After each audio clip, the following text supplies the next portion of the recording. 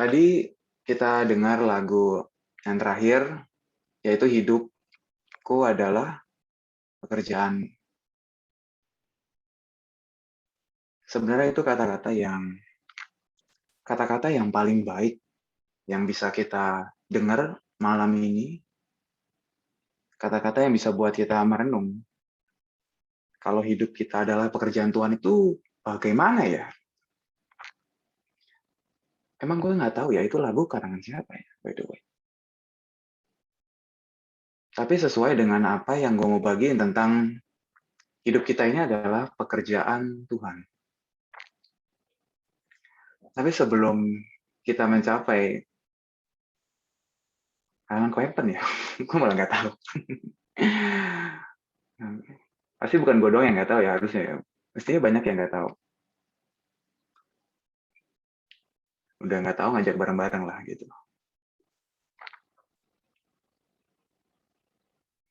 Sebelum kita bisa menjadi alat dalam tangan Tuhan yang efektif buat pekerjaannya, kita itu harus sebening kristal dulu. Gue mau tanya deh, menurut kalian sebening kristal itu apa? Gue nggak kasih tahu apa soal apapun. Coba yang di benak kalian sebening kristal itu apa? Ada nggak yang mau di kolom chat tadi? Sebening kristal, putih salju misalnya, dan lain sebagainya deh. Pokoknya yang indah, yang bening gitu. Menurut yang ada di benak kalian kalau lu denger sebening kristal sudah dibersihkan, kok bersih, singkat sekali ya, murni, mantap, susu kali. Apalagi, udah. Di benak kalian soal sebening kristal. Sebening kristal itu apa? Cahaya bersinar. Ini boleh, nggak ada yang salah sih. It's okay, fine. Apalagi?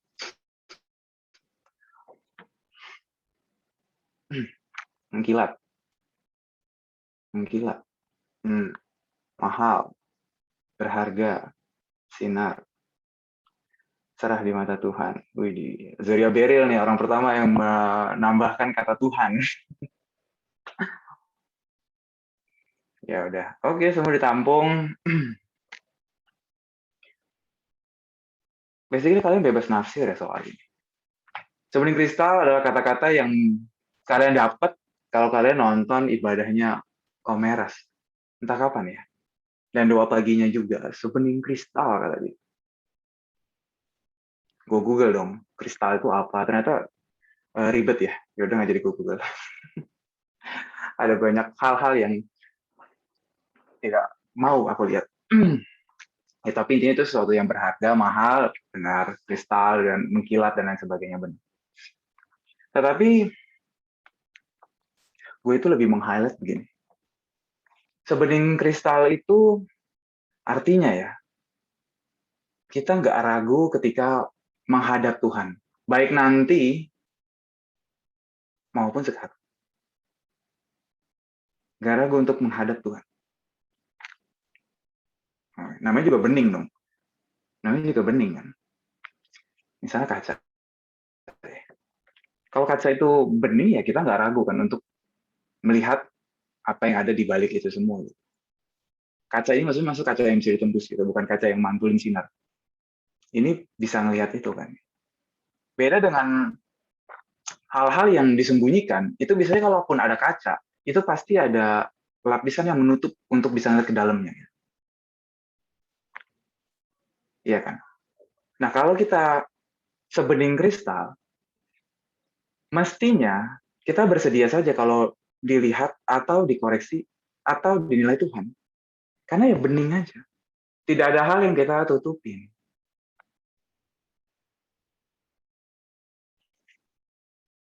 Lu semua pasti pernah buat salah ke orang tua. Ketika mau ngomong ke orang tua dan lu punya salah, kira-kira gimana? Pasti ada sesuatu yang lu tutupin.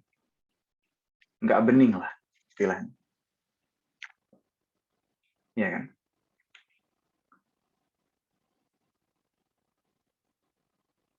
ketika anak-anak gitu, misalnya dia ngelakuin sesuatu yang ini merugikan buat orang tuanya. Misalnya baru dibeliin mainan terus rusak gitu. Ya ketika mamanya nanya, ya mana mainannya? Mana? Oh nggak ada tuh gitu. Biasa gitu. Ada satu yang ditutupin. Nah itu nggak bening. Gitu. Kalau untuk kalian mungkin ketika kalian menghadapi atasan misalnya yang udah bekerja,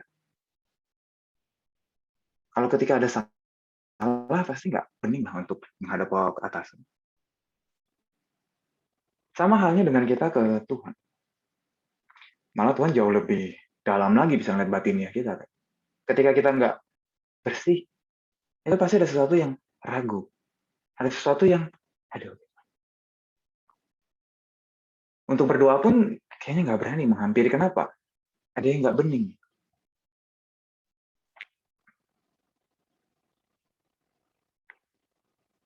Jadi bagi gue, sebening kristal itu keadaan di mana seorang tuh, ya gue terbuka loh di hadapan Tuhan. Terbuka. Apa yang salah? Tolong beritahu. Aku mau nih lentur. Aku mau seperti anak-anak yang bersedia untuk dikoreksi.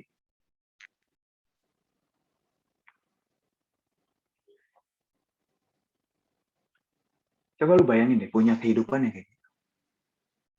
Coba bayangin bisa jadi apa diri lu semua kalau lu bisa sebening itu sama Tuhan. Tidak ada yang tutupin. Dan tidak ada yang tidak bersedia untuk dilakuin. Semuanya mau. Coba bayangin. Mungkin selama ini kita jalannya salah ya. Kita berkata, Tuhan, selidiki aku. Apakah ada jalanku yang salah? Terong. Tapi, ada tapinya nih. Yang bagian ini, jangan dulu ya Tuhan. Yang ini aku sembunyiin dulu deh. Coba kira-kira gimana? Pertumbuhan lu sama Tuhan dengan kondisi itu gimana coba? Naik nggak? Naik ke gunung Tuhan nggak? Atau jangan-jangan ya mentok aja gitu. Atau jangan-jangan bukannya naik ke gunung Tuhan, malah berkemah di dasar. Mesti naik ke gunung Tuhan nih, tapi malah berkemah.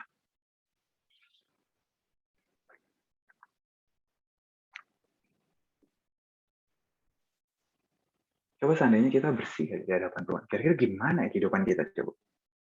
Bersih aja. Nggak ada hal-hal yang disembunyiin. Bersih. Sebening kristal itu artinya ya, kesediaan orang untuk dia nothing tulus aja. Ya open aja itu kan. Nggak ada hal yang dia mau sembunyiin. Wah itu orang yakin sekali dia berjalan sama Tuhan. Yakin. Wah itu merindukan itu. Dia kokoh, tough di hadapan Tuhan. Nggak banyak tahu soal doktrin, tapi kokoh. Gimana itu caranya? Ya sebening kristal.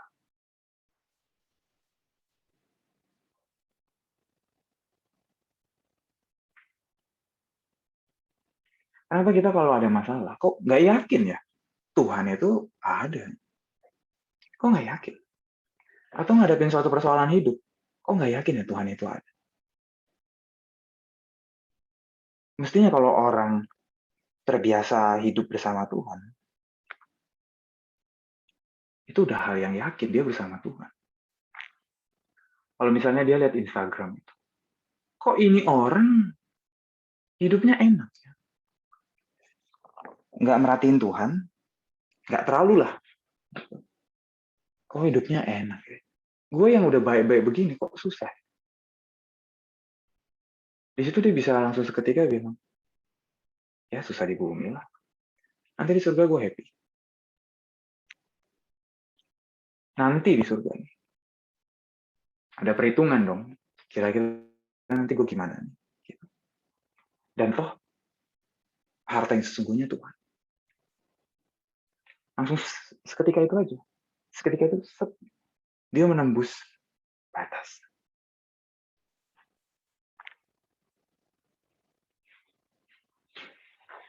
Kalau kita bertuhan, mestinya itu yang harus terjadi, bukan?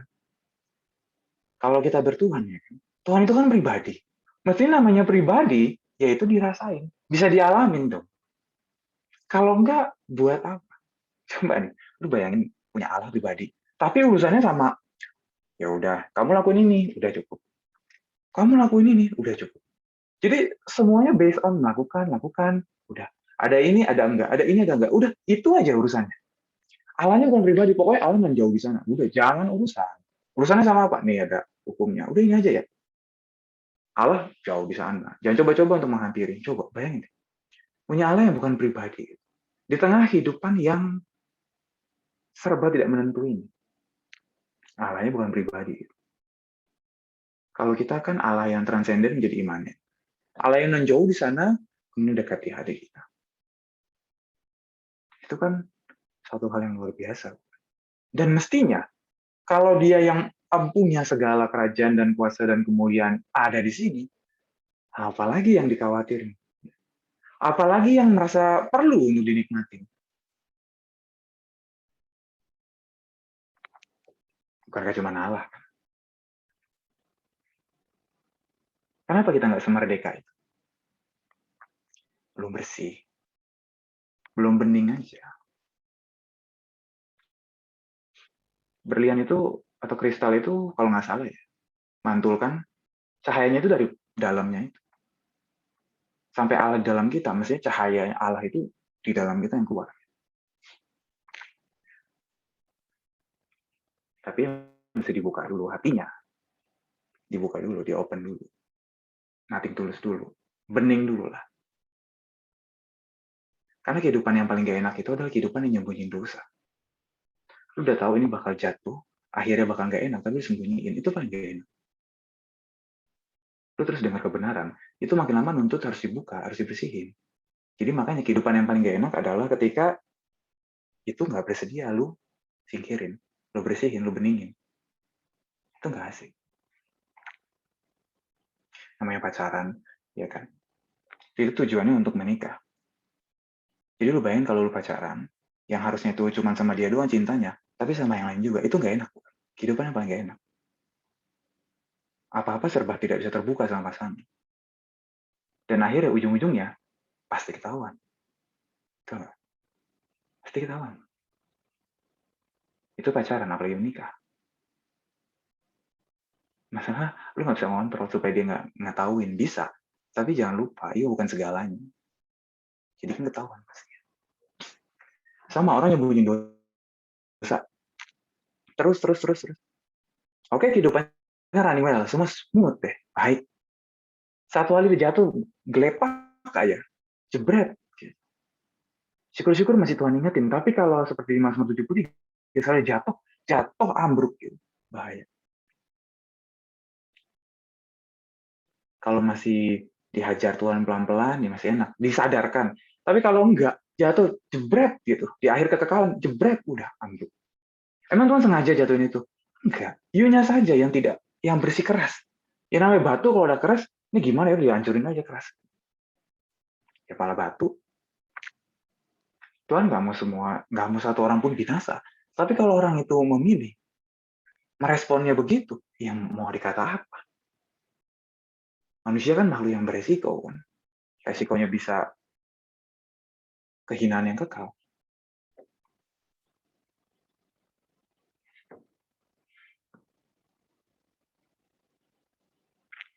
Gue tuh selalu memikirkan itu. Kenapa ya? Kok orang tuh nggak mau denger? Kok orang nggak mau denger ya? Kenapa ya? Misalnya dengar Pak Eras itu, kenapa ya kok orang nggak mau denger ya? Kenapa gitu? Kok orang nggak mau denger sama ini? Atau udah denger nih? Terus ngerasanya begini, sama aja. Kalau dia banyak denger, akhirnya bisa disimpulin. Intinya kan, oh satu, hidup suci. Dua, langit berbumi baru. Tiga, tanggung jawab. Udah. Gue tahu pasti dia di situ kok. Akhirnya di situ nggak mau dengerin. Gue tuh mikir, kenapa ya? Orang nggak mau dengerin ya? Atau kalau dengerin kok susah dicerna ya sama dia? Atau banyak hal deh yang gue merasa bingung. Tapi akhirnya gue bisa menemukan satu hal aja. Kenapa orang bisa susah dengerin?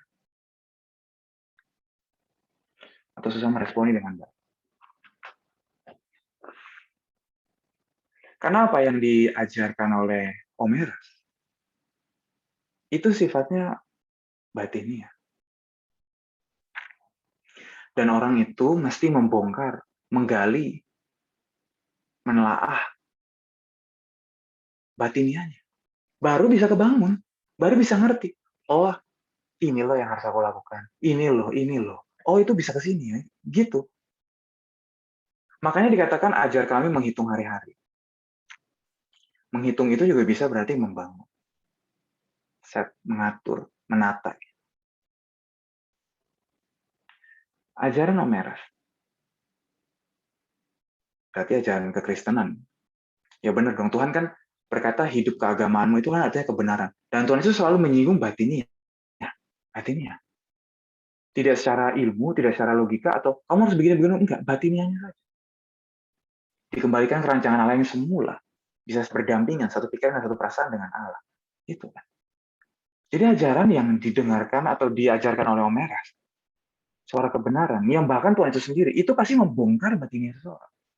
Makanya ketika Tuhan Yesus melihat orang Farisi, kamu luarnya bagus, tapi dalammu tengkorak.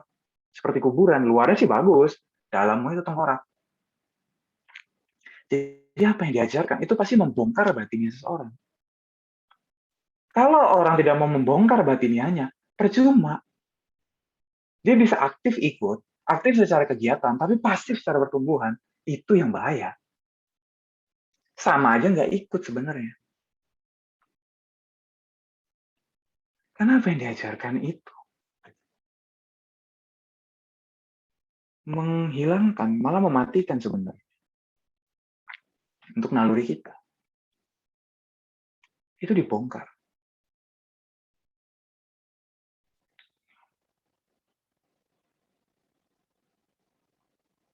Misalnya,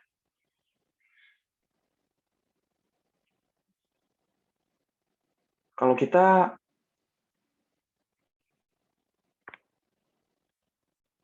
mau balas WhatsApp seseorang, kita tahu ini udah lihat. Kan sekarang di notification bisa ya, scroll ke bawah. Muncul tuh kan. Tapi kalau ini orang nggak asik, pasti kita nggak balas. Atau cuma chatnya, kita buang aja. Lalu terus bagaimana kita kalau mau baru balas gitu? Apakah bilangnya sorry baru lihat? Kan salah tuh kalau itu. Sorry baru lihat, loh enggak, iya udah lihat. Lu udah lihat nih. Atau mau balasnya jujur, sorry baru balas. Gitu. Karenanya apa? Kan gak enak. Itu paling gak enak ya kan? Sorry baru balas, karena gue lagi sibuk. Oh enggak, lu gak sibuk. Lu udah ngeliat aja, teman lu gak merespon. Nah, coba balasnya gimana? Itu dibongkar kan batinnya.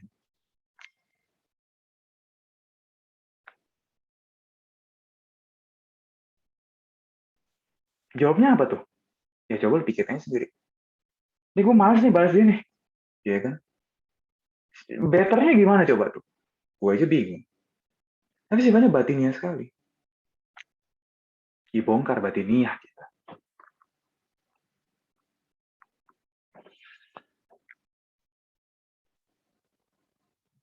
Ketika ada seseorang nih yang memperlakukan kita nggak enak misalnya. Padahal kita tahu kita bisa mencegah. Misalnya orang ini tuh pemarah.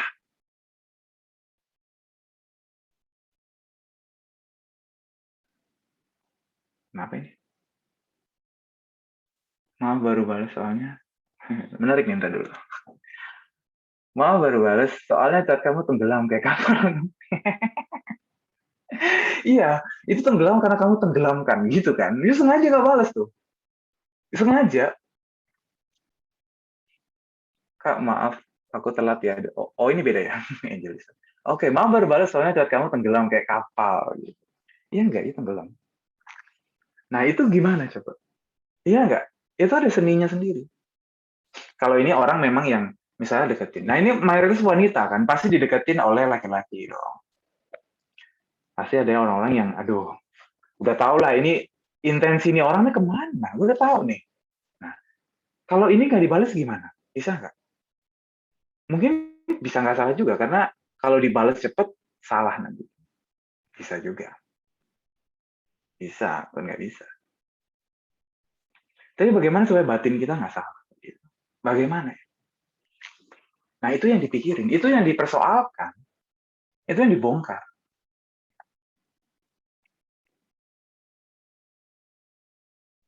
Saat kamu tenggelam, tapi you sengaja tenggelamin kan gitu. Masalahnya tuh kayak gitu.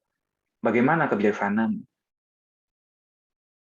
Itu masih dibongkar batinnya. Enggak, emang gue nggak suka kok. Ya udah gue diemin aja. Bisa bener. Tetapi setelah itu responnya gimana dengan baik supaya tidak melukai gitu. Asik kan? Itu menelaah batin seorang. Ini baru satu kasus ya. Yang penyelesaian aja gue bisa nggak nemu coba. Gue bukan kayak dosen yang gue udah tahu nih gue bagiin ke lo. Enggak, gue ngajak, coba mikir deh bagaimana. Selama ini kan kita masih begitu. Kita ketemu dong chat-chat yang ngasal ini baru chat loh. Coba baru chat aja ribet kan. Makanya disuruh ajar kalian menghitung hari-hari coba. Hitung. Dalam satu hari itu pasti banyak kejadian yang itu perlu diperhitungkan, perlu direnungkan, perlu dibangun supaya bangunannya berpikirnya jelas. Makanya supaya kita beroleh hati bijaksana. Bijaksana kan mengerti apa yang Allah kehendaki. Itu saja perlu dibangun. Nggak langsung lewat gitu aja, bukan? Satu hari berharga karena memuat berkat kekal yang bisa membangun batinnya kita benar dengan benar loh. Ini baru chat nih, chat aja belum dapat penyelesaian. Gimana yang lain? Yang lain perlu renungin sendiri.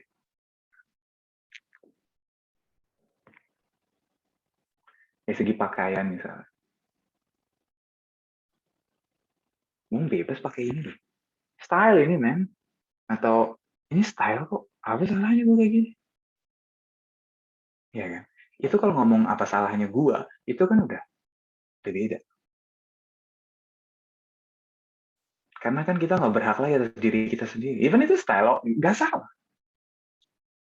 Nggak salah. Tapi mestinya apa kata Tuhan yang mengenai ini?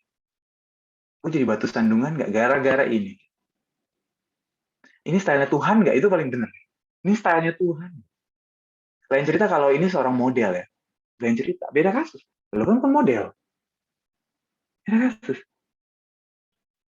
Lain cerita lagi kalau lu harus bergaul dengan orang-orang yang ini bagus untuk bisnis gue. Tapi dia memang orangnya begini. Mau nggak mau gue harus gitu. Khusus di situ gitu. Nah, itu berbagai kasus beda. Cara menangannya beda. Tetapi mestinya bukan, ini style gue. Bukan. Mesti ini style Tuhan. Ya Tuhan nggak sekaku itu. Udah, kan tergantung. Tuhan mau taruh ini orang di mana gitu. Itu ada tergantungnya sendiri. Dan orang harus bergumul. Even dia ditempatin di situ, apakah terus menerus di situ, apakah enggak. Misalnya seorang sekarang baru bisa jadi bartender. Itu kan identik dengan koktail, klub malam, atau dan lain sebagainya yang berhubungan dengan dunia malam. Gitu. Nah, itu orang bergumul. Ya memang dia harus menyesuaikan ngomongnya dengan ini kan harus bahasanya belak dan lain sebagainya. Tapi kemudian dia bisa mesti nanya, ini panggilan Tuhan nggak? Terus tuh begitu. Itu masih bening di hadapan Tuhan.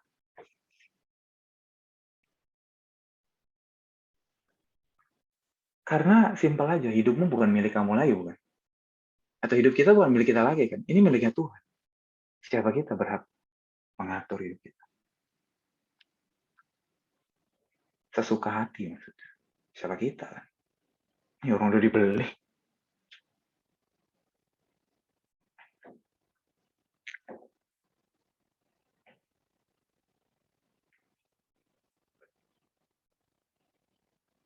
Karena misalnya orang nggak terjun dalam dunia-dunia tertentu yang kayak begitu deh. Yang kelihatan jahat deh, salah. Tetapi dia masih berhak atas diri sendiri aja. Itu udah meleset. Gimana orang yang nggak mau sadar? Sekecil apapun meleset ya meleset. Gimana orang yang nggak mau perkarakan dirinya? Wah, itu bahaya banget.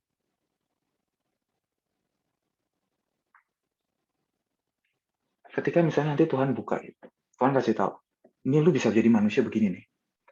Lu bisa jadi manusia begini. Yang begini nih, sehebat ini. Tapi kemudian nggak mau, ngapain jadi manusia kayak begitu? Enggak, kayak begini aja. Tuhan bilang, enggak, begini modelnya nih. Kamu nih bisa jadi begini. Naik begini loh. Nggak mau, ngapain? Siapa yang mau model begitu? Gak mau. Sejak kapan manusia bisa tahu dirinya itu siapa? Nggak tahu manusia itu. Sejak kapan? Ya benar menurut dirimu sendiri. Tapi kalau menurut Tuhan kan jauh. Ngapain ngeyel gitu? Udah dibilang ini begini modelnya. Enggak mau. Loh, akhirnya Tuhan bilang, ya udah deh bebas. Tapi jangan lupa ya, roh yang ada padamu itu milikku. One day kalau mau balik ke surga, begini ya modelnya. Kalau gitu, ya maaf. Gitu. Mungkin lu juga siapa gitu. Otak lu terbatas. Kalau gue mah tahu, ya gue tahu nih lu rencananya mesti begini. Udah ada teladannya, contohnya berhasilnya. Ibaratnya ada yang menang nih, ada yang korpus deliktinya, ada yang udah berhasil. Ini begini modelnya. Gak mau. Dia malah ngikutin dirinya yang belum menang, belum berhasil, dan masih dosa. Gimana sih? Jadi kalau menghadap Tuhan, yakin nggak? Ya nggak yakin juga kan. Ini baik nggak? Jujur dalam hatinya, nggak baik sih. Diajak ke situ nggak mau. Maunya tetap di sini. Ya udah deh. Itu nggak tahu apa-apa gitu. Mestinya bening aja, blank aja istilahnya. Seperti binatang, aku di dekatmu. Binatang itu kan ya sudah dungu begitu loh. Kosong, blank gitu. Tetapi aku di dekatmu gitu. Ya enggak. Saya juga punya sifat batinnya seperti anak-anak yang mau dibentuk. Orang lu nggak tahu dirimu sendiri kok. Kita nggak tahu diri kita sendiri, nggak tahu standarnya. Standar yang baik tuh mana ya? Mana coba? Coba, lu pernah nggak berkata, ini gue standar yang baik? Berani nggak? Nggak juga kan? Makanya diajak, ini standar yang paling benar. Yaitu Tuhan Yesus sendiri. Diajak ikut kok nggak mau? Enggak, gue pernah sebenarnya sendiri. Ya, gimana? Ya enggak. Ya sudah, kita ikut aja. Asik kok.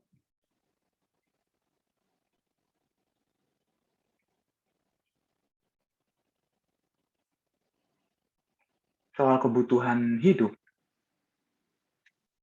soal masa depan, ini kan yang paling rumit untuk masa muda. Kira-kira bakal gimana ya ke depan? Ini kok kuliah gue rasanya udah mentok gue nih. Pekerjaan juga kan harusnya udah mentok nih. Gimana ya baik? Lu nggak tahu kan? Lu nggak tahu kan? Ya udah, cuma yang omong. Banyak duduk diam aja di kaki Tuhan. Banyak duduk diam. Jalani hari demi hari, lewati hari demi hari. Nanti ketemu. Beberapa orang yang mau melakukan sesuatu, awalnya juga nggak tahu dia mau ngapain. Tapi lama-kelamaan, anehnya, dia tahu apa yang harusnya dilakuin. Begitu pula dengan hubungan kita sama Tuhan. Tuhan tuh nggak langsung buka, jebret, nanti kamu bisa begini ya. Enggak, step by step. Dibukanya itu pelan-pelan. Tapi yang jelas dibuka. Kecuali nggak dibuka, nah itu baru deh persoalan lain lagi. Tapi dibuka. Tapi pelan-pelan ada step by step ya. Tujuan akhirnya apa? Kayak berhasil, sukses, terkenal. Bukan. Itu hanya bonus saja. Kalau dipercayakan. Yang benar adalah kan ya tujuannya udah kerajaan surga. Udah itu aja kan. Dia lebih butuh yang mana sih? Yang namanya Bapa di surga ya pasti menuntun anak-anaknya untuk sampai ke surga. Bukan di bumi ini. Itu Bapa yang lain. Bapa segala dusta mungkin. Bukan mungkin Bapa segala dusta yang menuntunnya ke sini. Kalau Bapa di surga ya pasti menuntunnya ke surga. Soal nanti kekayaan, kehormatan, dan lain sebagainya, ya itu hanya mengikuti saja. Dan juga itu bukan pangkat lu, itu pangkatnya Tuhan. Dan itu bukan batiniah lu, bukan keberhargaan diri lu, diri kita. Tapi itu keberhargaan Tuhan aja. Enggak. Coba bayangin kalau seorang keberhargaannya itu misalnya dia cantik banget. Misalnya, dia mau cantik banget. Itu keberhargaannya. Tapi dia lupa, dia menua. Ya. Terus kalau dia menua, dia jelek gimana? Gue nggak berharga lagi. Ini coba, gimana tuh? Salah tuh berarti. Coba keberhargaannya manusia batiniah gue nih yang semakin cantik. Semakin proses, dia menghitung hari, mengatur, mempersiapkan, dia semakin cantik, semakin cantik. Nah ini baru gitu kan. Ya lebih enak gitu kan.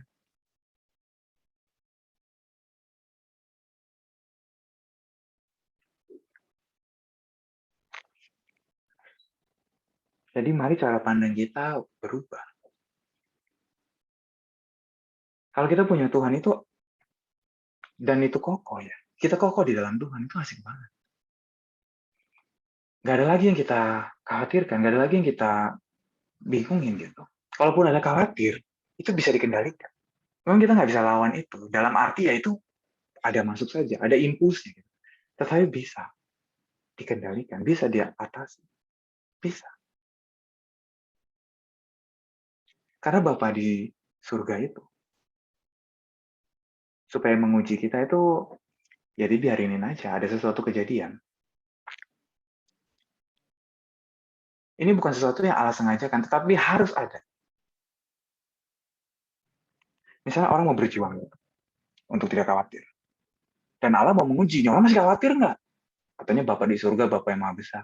Masih diuji nggak? Masih kau percaya? Makanya perlu diuji.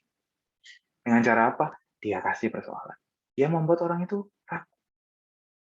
Ya harus dong, harus ada buktinya. Ini jelas nggak? Kalau semuanya running well, sampai dalam kehidupannya nanti, sampai mati gitu, nggak ada apa-apa, yo, nggak ada buktinya. Tapi kalau ada badai dulu, terus dia tetap percaya, nah itu kan baru teruji. Bapak perlu mengadakan ujian. Diperlukan sekali.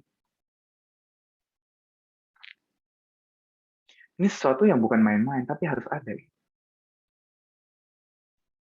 Misalnya Karen percaya kepada Bapak di surga. Percaya. Dikasih situasi yang membuat Karen nggak percaya, diuji dong. Ini bener nggak? Bening nggak ini? Bersinar nggak? Itu dulu perlu. Ujian diadakan bukan untuk menjatuhkan. Ujian diadakan untuk menguji seberapa orang itu. Itu juga Allah yang setting. Supaya orang itu kenal dirinya. Kamu masih berantakan ini. Atau juga itu bisa menjadi sarana. Ayo, nah, kamu pasti bisa, dan kamu masih bisa menyukakan hati. Tergantung. Gitu. Sebab murid yang baik pasti tidak akan berkata, tugas lagi nih. Murid yang baik pasti akan berkata, dengan tugas ini apa yang akan terjadi? Apa ya? Menu baru apa yang aku bisa dapat? Gitu.